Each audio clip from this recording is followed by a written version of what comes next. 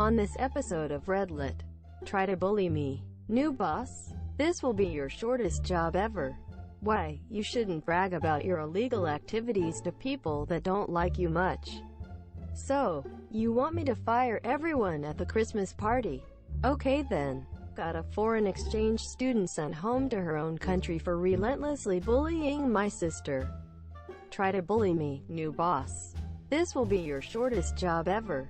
Back in the day, I worked as an independent IT consultant, and was hired on along with another independent to subcontract on a team for a major consulting house. We'll call it CH. Everyone else on the team was a CH employee. The two of us were not supposed to tell the client that we weren't part of CH. But the client figured it out pretty fast, because we independents were doing most of the work while CH's code monkeys were busy filling out spreadsheets all day and going on team building exercises. But I digress. The project ran past its initial deadline, and my contract expired. I stayed on a week-to-week basis, as a professional courtesy to get the project finished, because I liked the client, if not the team. Unfortunately, the CH project manager was booked somewhere else for his next gig, and they brought in a new guy to replace him. Let's call him David Stress.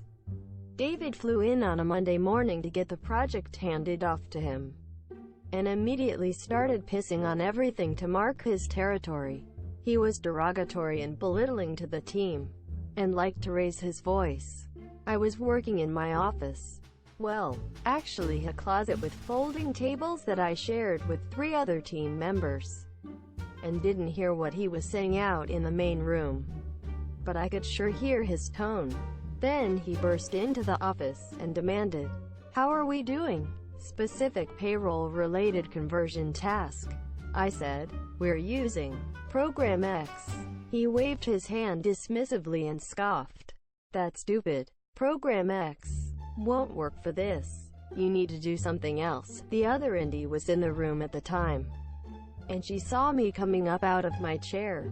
She told me later she thought I was going to deck him. I knew he was full of shit because I wrote Program X. It was custom code for this project, and he had no way of knowing what it would or wouldn't do. He was just trying to bully me and be the alpha dog. I did not deck him. Instead, I went to the client's payroll manager, with whom I'd been working closely for months, and who was driving the client side of the project. I laid it on the line. I said, "Look, I know you know I don't work for CH. I'm here on an independent contract. That contract is up, and I've been working here week to week just to get you guys through." She told me she was aware of this. Okay, this new guy, David Stress, is a bully and a blowhard, and I won't work with him. I have no contract at this point, and with him running the project I won't be back next week. I'm not asking you to do anything specific about it. I'm just letting you know as a courtesy so you can plan to transition my work to someone else. She sat back in her chair, thought a moment, and said, "Okay, thanks for letting me know." 2 hours later, David Stress was removed from his new position. The payroll manager, faced with losing the one technical guy on the team who actually knew what was going on with a very complicated payroll system, called CH and said, "We don't want this new guy. Take him away." CH rearranged some things to keep the original project manager with the project. The funniest part of the whole thing was that CH had scheduled his welcome dinner for David at a posh steakhouse that evening. Rather than create the further embarrassment of canceling the dinner, they actually went ahead with it, as a farewell dinner for David, who had been on the project for less than 1 day. It was fun to watch him try to put on a brave face for that. Yes, I did stay with the project to the end after that, and yes, they went live successfully. Why, you shouldn't brag about your illegal activities to people that don't like you much. I started renting a house about 5 years ago. I had always lived in apartments and I was excited to finally have some space and privacy. This was ruined within the first week by my asshole neighbor, and he made my 4 years at that house miserable. He's in his late 40s or early 50s, and despite seeming like a fully functional adult, he has never lived outside of his parents' home. He spends every possible minute cleaning or admiring his truck, so he practically lives in the driveway. When he isn't bragging about some asshole move that he just pulled on someone, he is hitting on the wives and daughters of anyone on the street. I moved in during the winter and started noticing footsteps in my yard in the morning. I found out that he was walking into my yard to look in my windows and see what I was watching, playing at night. I bought a simple security system and put a few cameras up, and this stopped. Then he started mowing my side yard. He would mow it the day after I did. I asked my landlord about this and was told that Mike, the creepy neighbor, considered it his property and kept arguing about the property line. It's just grass. So I let it go. If I had guests over, he would stare at them and sometimes make comments when I wasn't around to hear him. If I was in the backyard, he would have a reason to be in his backyard. If I was in the house or the front yard, he was in his driveway where he could see in my living room. If I was mowing the yard, he would get out a lawn chair and sit and watch, putting it away as soon as I was done. It came to a head when I caught him sending his dog into my front yard one morning, instead of letting it out into his fenced-in backyard like he normally would.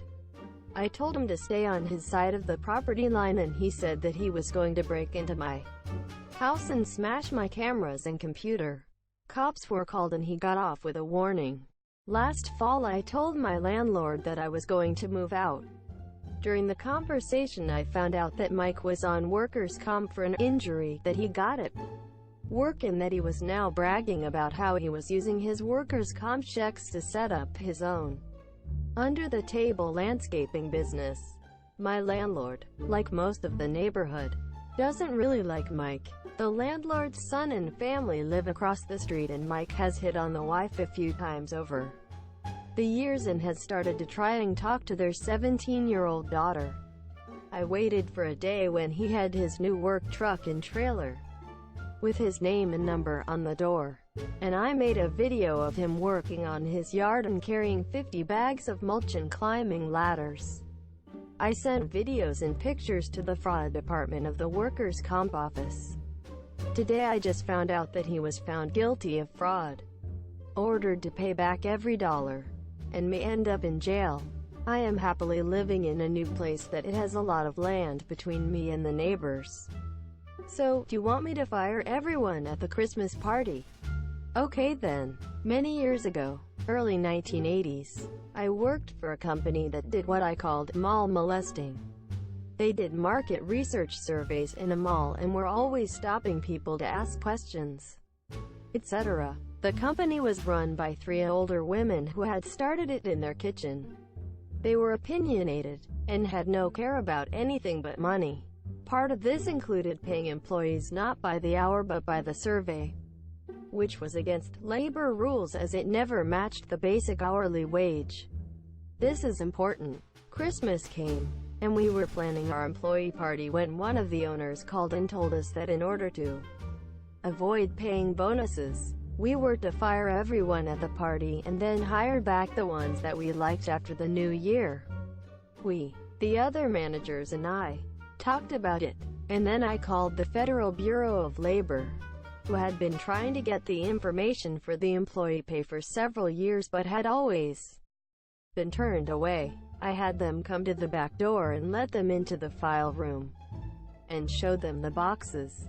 I then said I had things to do in the front and would be back later, and went to the front desk to finish the paperwork I needed. Said paperwork, a blow-up of Santa going down the chimney with "Merry fucking Christmas" typed across it. All of the management resignations in a FedEx envelope that would hold our keys, and said, "Paperwork." Labor guy finished what he needed to do.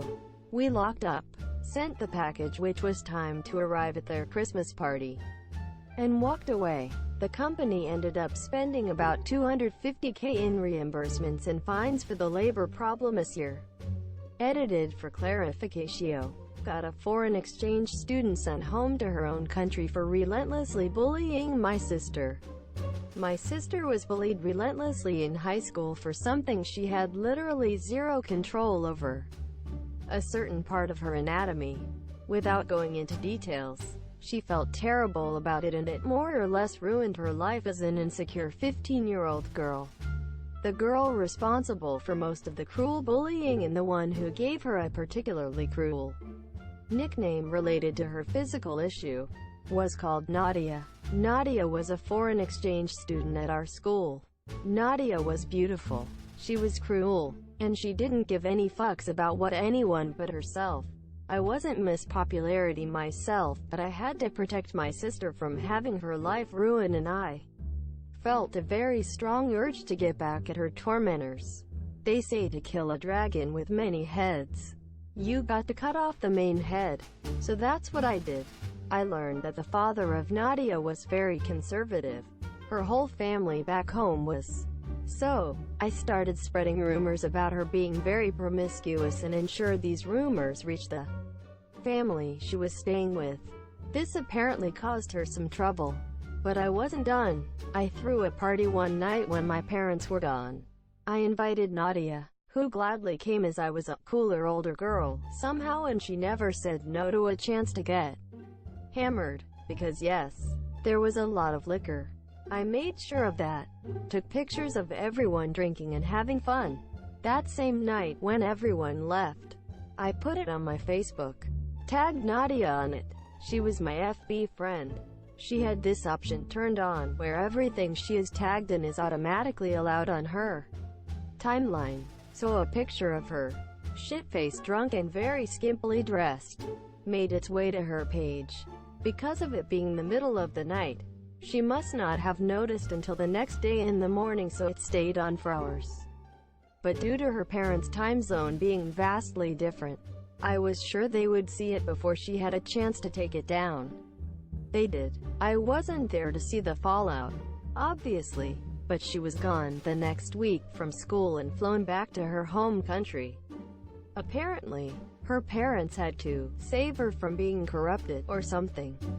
So, she was gone, and my sister safe from ridicule as word of my involvement spread, and let's just say people didn't really want to mess with her after seeing how far I was willing to go to protect my little sister.